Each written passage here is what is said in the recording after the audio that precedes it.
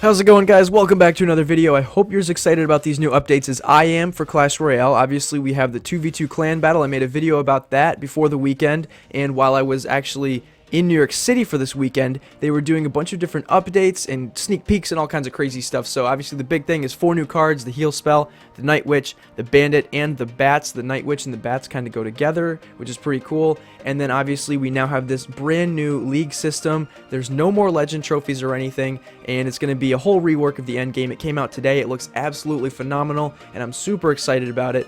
But with of course, with every new update, with all this new content, people have a lot of questions about it, and some confusion. Some people are actually kind of upset because they feel like their Supercell is ignoring the lower level players. So I'm just going to try to clear the air and discuss some things that I know about this, and hopefully explain some of the mechanics of the game that kind of shed light on why Supercell is doing all of these types of things. These aren't just random updates. They're doing these things because they have a purpose, and they've tested it all out, and they put a lot of thought into this, and if it comes into the game, then they're really sure it's going to work, so just trust them there. But the first question I want to answer is, people feel like, yeah, this is for upper level players. How is leagues going to affect anyone below 4,000 trophies if you're not in a league, and how come there aren't leagues for lower level people? So first of all, why aren't there leagues for lower level people? Well, the problem is when you get past 3,000 trophies for those higher level players, there's no content.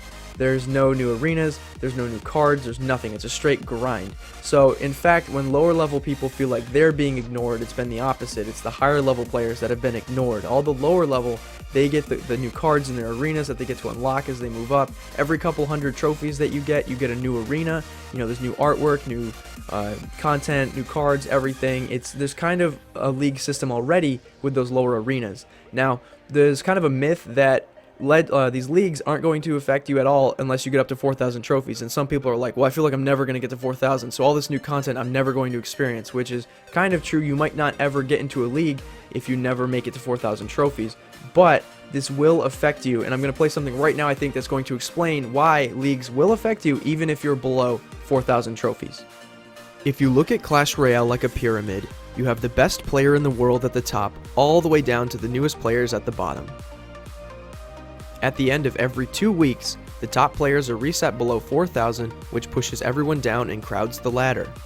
A lot of people often lose trophies during the first few days of the season because of higher level players.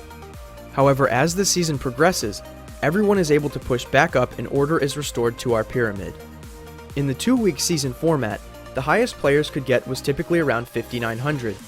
But now the seasons with leagues are longer, giving players the ability to push longer and higher, which is why we see Ultimate Champion at 6,400 trophies. So for players who feel like the leagues does not apply to them and are below 4,000 trophies, that is actually not the case. Because as the ladder adjusts to compensate for all of this extra room at the top of the ladder now, everyone is going to naturally move up even more than they normally would by just playing regular Clash Royale. Okay, so hopefully that made a lot of sense. I think that leagues is going to affect everyone. This is going to completely transform how the game is played. And, there's a lot more space that people can move up now. So that means there's more space for lower people and, lower players and people who are, I'm not way up by 5,000 trophies yet. So I think there's going to be more room for me to move up and everything. So I think it's a really good update to the game. It's going to transform how Clash Royale is played in the coming years. I think this is really a good foundation update. They've learned a lot since the game came out in the first year, and now they're ready to move forward, and this feels kind of like the format that it's going to take on for the next however many years that Clash Royale is popular, and when they're trying to transition to more of an esport, that's where that 2v2 battles kind of comes in. So I think it's a really good update, and it's going to affect you even if you're not at 4,000 trophies yet, because you're going to have room to move up now because there's just so much more space for everyone. So there are a couple other questions I want to answer before we end. It's kind of a short video, but just to clear up some things, people are concerned about legendary trophies. How you've worked so hard to get these. What are you going to do now that they're on your profile and you can't earn them anymore? Well, Supercell has decided to try to compensate people for their legendary trophies, try to give you some kind of reward for all that hard work, and it boils down to basically 20 legendary trophies will convert to 1 gem.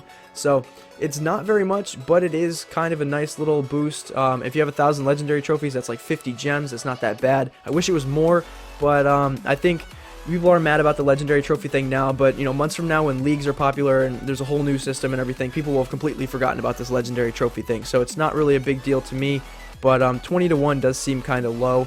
I wish it was more, but it's not a big deal, and at least it's something, right? So legendary trophies will go away, but you're going to get a couple gems for your hard work, which is not bad.